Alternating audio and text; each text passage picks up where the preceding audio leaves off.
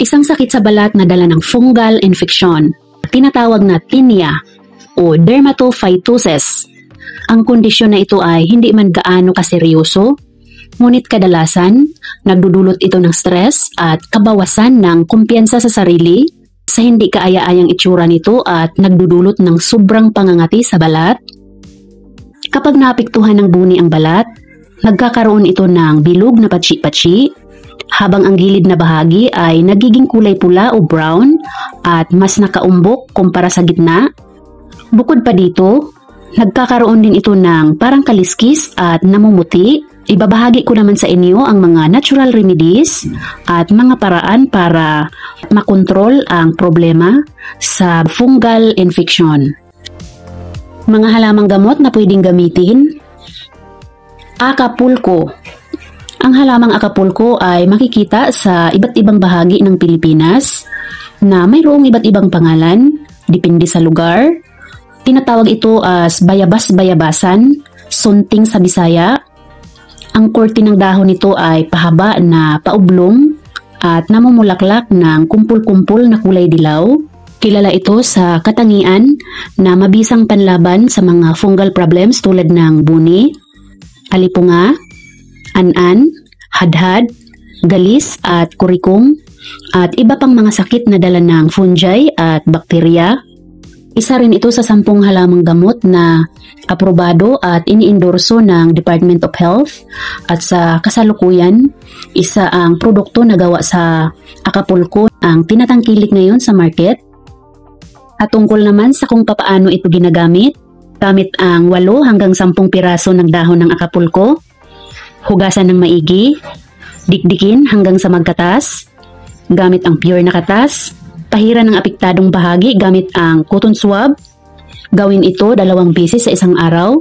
Ugaliing maligo o hugasan ang apektadong bahagi bago applyan. Citronella.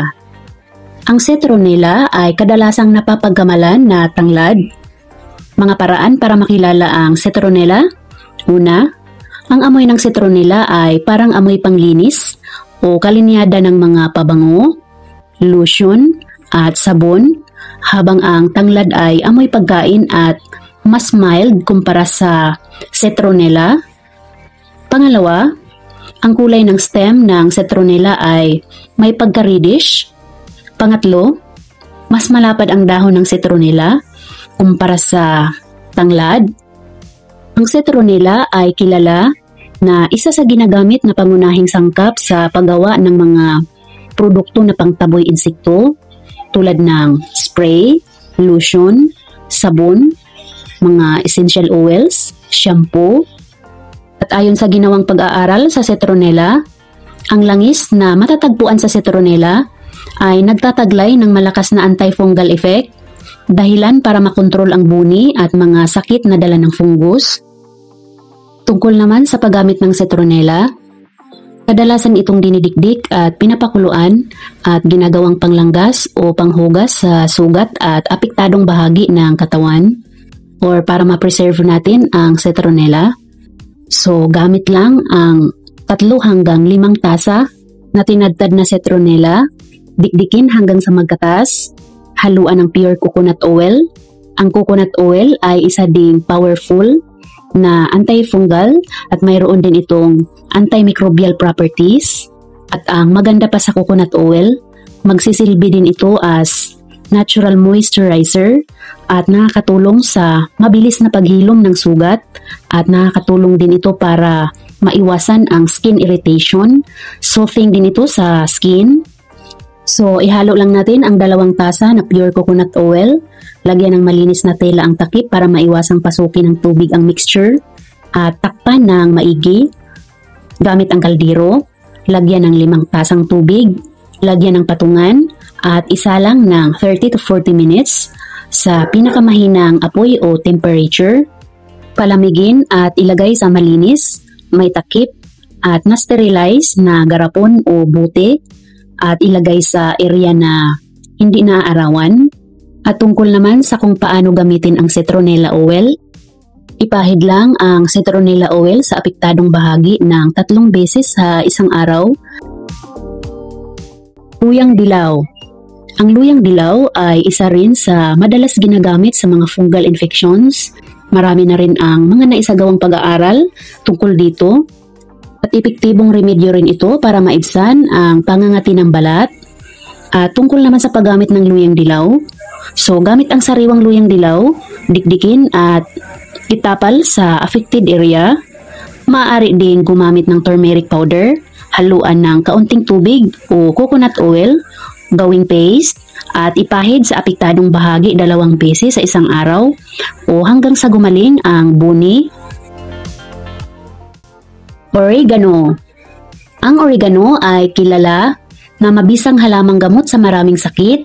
Kasama na nga dito ang buni or mga fungal disease. Kaya dapat hindi nawawala ang oregano sa ating mga garden. Marami itong gamit at benepisyo. Plus, madali lang itong palaguin at easy to maintain. Maaring ipahid ang katas ng oregano sa apektadong bahagi. Pwede rin itong haluan ng coconut oil para mas mabisa at para ma-preserve. Bawang. Ang bawang ay ang pinakakilala na epektibong remedy para sa mga fungal disease. Gamit ang 2 hanggang 3 butil ng bawang, dikdikin at ipahid or itapal sa affected area hanggang sa tuluyang gumaling. Maaari ding gumamit ng garlic powder kapag walang sariwa, gawing paste. So, pwedeng haluan ng tubig. Pwede rin ang coconut oil. Pwede rin ang paminta. Ang paminta ay mabilis makontrol ang bakterya at fungi at isa sa pinakamabisa makarelieve ng pangangati. Pwede rin ang ikmo or betel leaf. Epektibong pangtapal ang dahon ng ikmo para sa mga buni or mga fungal disease. Pwede rin gamitin ang alugbati, gawing paste ang dahon at i-apply sa apektadong bahagi. Pwede rin ang malva rosa. Maliban sa mga halamang gamot, may mga kailangan tayong gawin para maiwasan ang pagpabalik-balik ng buni. So, number 1, ugaliing maligo araw-araw at maging malinis sa katawan. Pangalawa, patuyuing maigi ang katawan kada pagkatapos maligo o maghugas. Pangatlo, iwasan ang pagkakamot. Maaaring gumamit ng guwantes lalo na sa gabi para maiwasan ang skin irritation at pagkalat ng impeksyon o buni. Pang-apat, panatilihing malinis ang mga ginagamit sa araw-araw katulad ng tuwalya, sapin sa kama, unan, tsinelas at iba pa. Mag-disinfect sa paligid at ipatuyo sa araw o init ang mga damit o gamit kapag naglalaba. Panglima, ugaliing magtsinelas sa loob ng bahay upang maiwasan ang pagkalat ng fungi. Pang-anim, i-moisturize ang balat araw-araw para maiwasan ang pag-dry dahil kapag dry ang balat ay prone ito sa skin irritation at infection. Muli, ang layunin ng video na ito ay pang-informational at hindi ito pamalit sa ating mga medical experts advice and treatment at mas pinapayo pa rin ang pagpakonsulta bago tayo mag-self-medicate at sana kahit papano ang video na ito ay makatulong sa inyo o makapagbigay sa inyo ng idea. So maraming salamat sa panonood and may God bless us all.